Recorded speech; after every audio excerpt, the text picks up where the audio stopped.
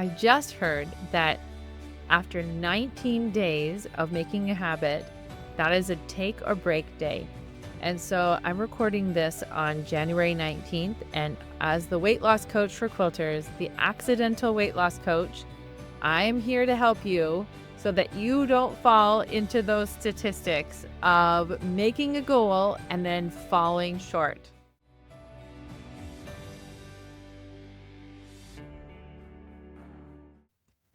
So, my name is Dara Thomason, and this is the podcast for quilters or any woman that resonates with what I'm saying.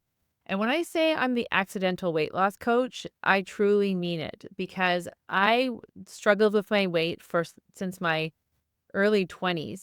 And until I got life coaching tools in my mid 40s, I did not know how to break that yo yo cycle of defining my worth by my weight. And so, as I learned life coaching tools, I was able to work through and truly get to the core of what was really going on. And that's when I found true freedom and liberation from needing to lose weight to feel good. And so I started feeling good, and then I was able to lose weight. And that's what I'm interested in, is helping you all create permanent weight loss.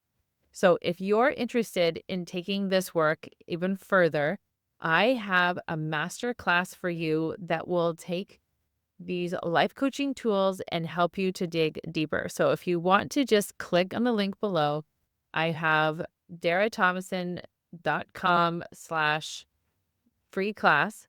You can go register for that and then make sure you put that on your calendar and come and show up. You will be amazed. Mark my words, at how different your life is when you see the problem shown you a different way. So go and register now. I have a free master class coming up, and I do not want you to miss it. All right. Well, let's start in this podcast. Now, before we start, I always share the wins of members in my membership because, a lot of women will listen to my podcast and they want to have this transformation and they think about it, but these women that I'm sharing, they're just like you. They've just learned how to apply these tools. So I'm going to share a story about one of the ladies in my membership, and she's in her mid 60s, and her parents got divorced when she was at a young age. And it was a really nasty divorce. There was a lot of manipulation with the kids and moving different states. It was really, really hard. And not only was it hard that way, but everything that she grew up with, that stability, was taken away. And, when we have trauma, it's difficult because we don't necessarily know how to resolve it. And we wasn't modeled to us when we were young. It's okay to be sad and we can work through this. We didn't know about growth mindset. We didn't know about our nervous system and how, we just didn't know those things. We just knew if you're sad, eat a cookie. So anyhow, one of the things that I just wanted to share was that this client of mine recognized how many decisions she was making out of fear. And when she realized she was making decisions out of fear, those decisions created her identity. And then she realized her identity, that's how she went to solve problems. So she actually never truly resolved the problems that she was having. And so she kept her old habits. And because she kept her old habits, then of course, all the decisions she was making were coming out of fear. So she's living this life that doesn't really feel like her, but she doesn't know how to change it. And so as she came to the coaching, she said, listen, I don't want to live this way anymore. I know I have these fears, but I don't know what to do. And so what we did is we looked at her identity as a person. What did she make her parents' marriage mean about her? What identity did that create in her life? And then we were able to get some resolution. And she was able to actually say, okay, this is why from this experience, this created this part of my identity. This created this. And so she was able to tie those things together. And then when she had that understanding, she was able to come to a resolution. That resolution led to some new habits, which mean, oh, I'm not doing that anymore. I'm not going into my fear. I'm actually just going to give myself compassion. I'm just going to give myself some understanding. And now she has these new habits. And so she now has autopilot new habits every day that help her. So she's able to take that pause and create the life that she really wants. And the reason I share this with you is because um, we don't know what we don't know. And I'm so happy that you're here. I truly want to change the way people look at themselves and their life. And when we can open up our minds, we are creative, amazing people. And we can create that safety to be creative and to look at things from a different lens. We can create permanent change. And it is so exciting. Now, talking about permanent change, today's episode is really talking about how do we achieve mastery. And it's tricky when we talk about achieving mastery because so many of us tend to beat ourselves up.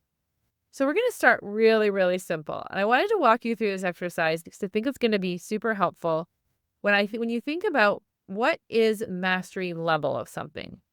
So mastery means that you can do something at a very high level. In fact, you can define what you think mastery means. I was thinking about that myself. I was like, what does it even mean to like mastery? So one of the things I thought about was brushing my teeth. I have mastery of brushing my teeth. It means that I do it on autopilot. It's just a habit. I don't even think about it. It's something that takes really good care of me. Um, so that is one thing. Praying, I feel like I am very masterful in praying because it's something that I do regularly. Um, Clean clothes.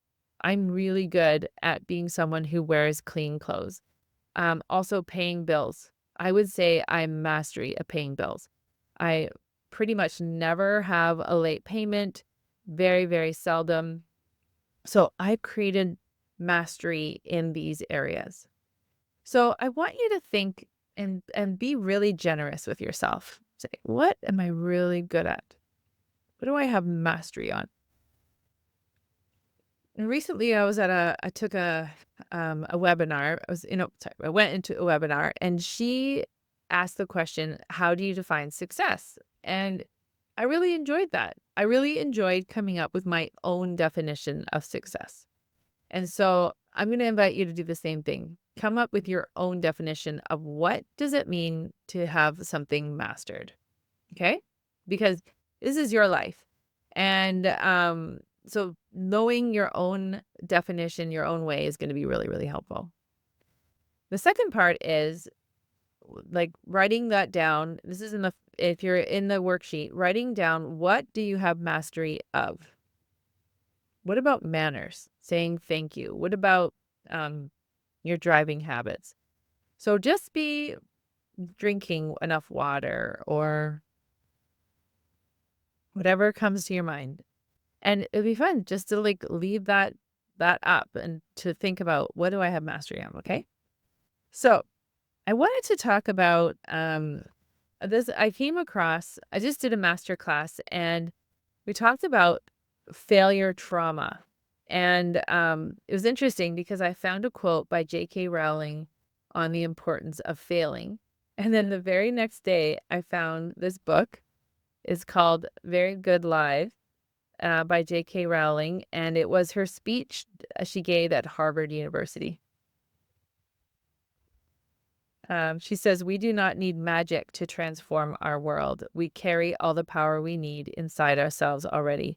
And actually, at the end of this masterclass that I taught, if you're watching the YouTube channel, you can see I have or if you're not, I just have a visual where I have a circle. And in the middle of the circle, it says your inner wisdom and knowing. And then there's all these circles that go around it, kind of like a target, like a bullseye. And we have a lot of layers to go through to get to our own inner wisdom and knowing. And that's what she means here. We do not need magic to transform our world. We carry all the power we need inside us already. That's our inner wisdom, our intuition, our inner knowing. And so she said there's two things that we really need to create a life that's really wonderful. And that's what I'm wanting for you. So when I talk about achieving mastery, because the reason I talk about this as the accidental weight loss coach is that 95% of our 60,000 thoughts we have every day are unintentional. They're habit thoughts. You just kind of go to it. So the more that we can clean out those unhealthy thoughts and then create new pathways, new habitual pathways that are really, really beneficial, we will create the life that we really want. And so that's what I'm wanting to help you see, is that you actually have the skills to achieve mastery. You've already done it in lots of areas. And so as we talk about this idea of mastery, and you've now defined what mastery looks like for you, she talked about the two things that have helped her the most in life. And it's ironic, all this Harry Potter, because my son has just been watching Harry Potter all this week. And I've, kind of come in and out and watched little bits. And oh, I just love that. I've read the whole Harry Potter series at least 5 times out loud. And I absolutely love it. Anyway, so she says we need both failure and imagination. Does that surprise you? And because I asked myself, well, what is real life? What even constitutes your life? It's a pattern of behaviors. It's a bunch of experiences and decisions that you make, and them all put together is your real life. And life changes. I have 5 kids. I have now 3 kids that aren't living at home. And in a month and a half, I'll have a daughter come back. And then a month from now, I'll have a son come back, and they'll be home for 4 months, and then they'll go off. It's always changing. My life is always changing. Our lives are. And so learning how to master our life is probably one of the greatest gifts you give yourself, because life is always lifing. And we get to, if we don't feel that we have the tools to life properly, then we'll always be in a state of fear. So she talked about the importance of failure and imagination. And I have some questions for you. How much time do you spend thinking of who we want? How much time do you spend thinking about who you want to be, or who you aren't, or who you're afraid to be? So how often do you just sit and think about the kind of life that you have and the kind of life that you want to have? How often do you even just sit and think? And when I talked about this tool, it's called Equal Airtime. So the acronym is EAT. So how much time do you think of who you could be, or what you can achieve, or what is actually possible? So what's going to get your attention? So our brain is wired for danger. So if there was a grizzly bear or a rainbow, what are you going to pay attention to? Exactly. You're going to pay attention to the grizzly bear, because that is immediate danger. And so failure feel like immediate danger. And if we are constantly driven by fear of failure versus the desire for success, then we're never going to turn the needle. We're never going to create these healthy habits. And I really like what J.K. Rowling said. And I don't know if any of you are familiar with the story, but her parents were very poor, and they wanted her to be really successful. And she's really wanted to be a writer. She got married, she had a child, she got divorced, and she was just like so frustrated because the she said, I think it's fair to say that any conventional measure, a mere 7 years after my graduation day, I had failed on an epic scale. An exceptionally short-lived marriage had imploded, and I was jobless, a lone parent, and as poor as it is possible to be in modern Britain without being homeless. The fears that my parents had for me and that I had for myself had both come to pass, and by every usual standard, I was the biggest failure I knew. And then she said, I'm going to stand here, and imagine she's in front of the Harvard graduating class. and tell you that failure is fun. That period of my life was a dark one, and I had no idea that there was going to be what the press has since represented as kind of a fairy tale resolution.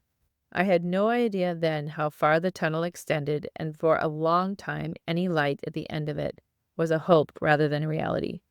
So the story goes that she went to cafes during the day because in England, in certain places where you lived, you literally had to put in the money into the wall that had the heat.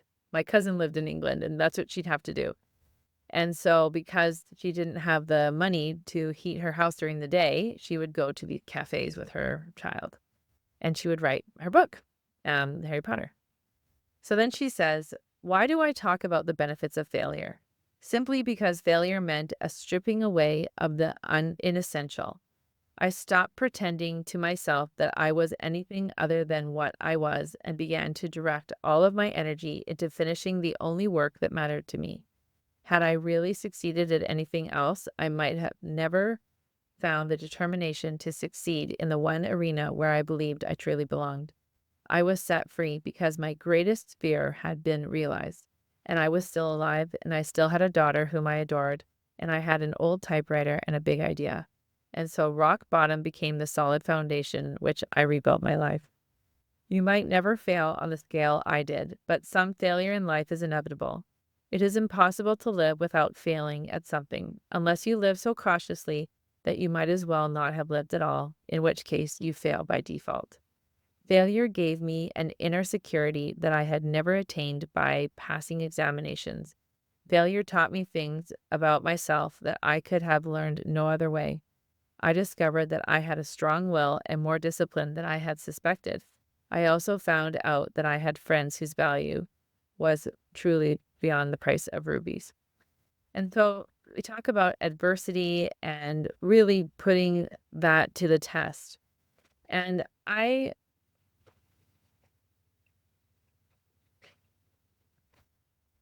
then I think about imagination. And so when we can fail and when we can allow ourselves to fail and we can allow ourselves to look at really what's going on, we then give ourselves power and permission to just imagine. Imagine what would happen if you just felt your feelings instead of eating them. Imagine if you just shared what was really going on with your family or your friends, and then they would be able to have a deeper connection with you. Imagine what would happen if you just let yourself dream. I remember listening to a podcast years ago, and this woman, her husband had cancer, and he lost part of his leg. They were going through a really hard time, and their bed was really uncomfortable. And now that he had his surgery, he was spending more time in his bed, and then she was uncomfortable. And one day she was just like imagining what it would be like if someone just sent her a beautiful new bed. And then another day she was looking, and there was this woman on Instagram who was doing these incredible retreats, artistic retreats in France. And this woman lives in Manitoba. So if anyone's been to Manitoba, there's beauty in the prairies, but it's not like, this beautiful retreats in France. And she just let herself imagine what would it be like if she could go to an event like that and be a part of it. And she would give herself permission to just imagine and just let herself picture herself seeing herself there. And shortly after, both of those things happened. She was invited as a collaborator for the retreat in France, and someone just decided that they would send her a bed. And um I could I could give you lots and lots of examples of my own personal life and those people I know who allowed themselves to imagine. And the more that they allowed themselves to believe that imagination, the more it became reality. So I'm going to give you a little mind hack, a brain science hack that's so cool. Our brain doesn't know the difference if something is real or not. And let me give you an example. So I always think of this example of watching Little Woman in the movie theater with my daughter and my friend Deb.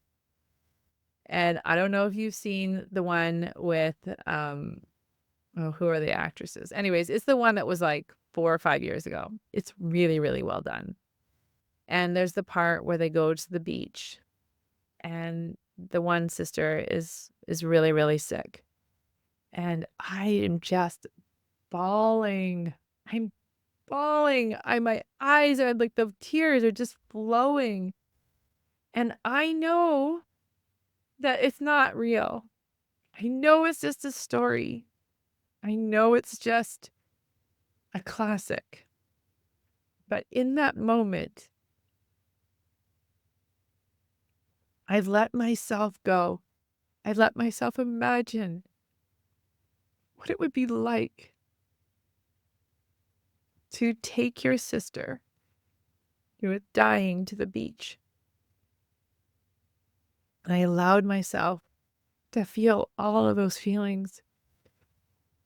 And it's a beautiful thing, right? And then at the end, I won't do all the spoiler alerts, but chances are you've probably read it. But at the end, it was just such a beautiful wrap up, and you could just appreciate all of it. I want you to allow yourself to imagine more.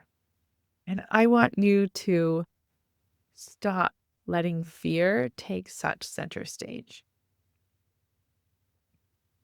So, at the conclusion of this podcast, I want to challenge you. I want to challenge you to live a life of mastery, to live a life that you are so proud of. I think one of the reasons I'm a little bit emotional as I share the story about Little Woman is I'm thinking about, I think it's Jo, the sister who's the writer. And she has a deep passion for writing. And she was before her time. It was not common for a woman, to be published.